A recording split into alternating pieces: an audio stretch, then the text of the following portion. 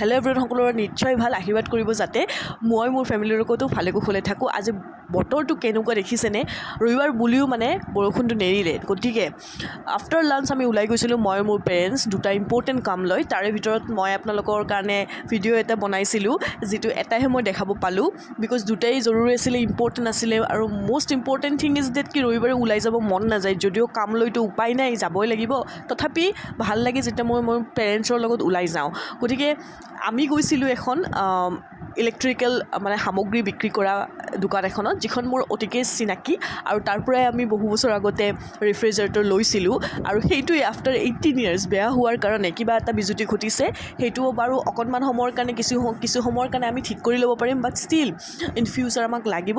That's Y এটা check কৰি ভালদৰে মা পাপাই বহু সময় লৈ মানে চাইছে আৰু বহুতেই পচন্দ হৈছে। আৰু মোৰো বেয়া নালাগিল, মানে ভালেই লাগিছে ক'ব গ'লে। গতিকে কথা নাই, ফিউচাৰত আমি উইদিন 1 month এইটোতে চেঞ্জ কৰিমেই। বাট আজিৰ কাৰণে হঠাতে এটা এনেকুৱা প্ৰব্লেম হ'লে বহুত চলিব অসুবিধা হয়তো, কাৰণ সদায় ইউজ হৈ থাকে। আৰু এই গৰমখনত দেখিছে কেনেকুৱা হৈ যায়, মানে পানীখিনি নহ'লে নোৱাৰি।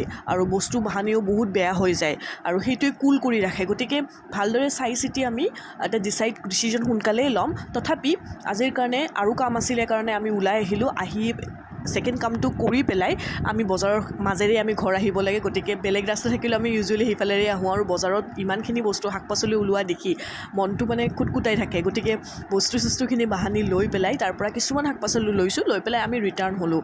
ৰিটাৰ্ণ আহি পেলাই আৰু বহুত কাম থাকে, কাৰণ এন্ধাৰো হৈ গৈছিলে, ৰবিবাৰ দিন বুলি বহুত বিজিয়ে থাকিলোঁ। গতিকে মনটো চাওকচোন কি ধুনীয়া লাগিছে।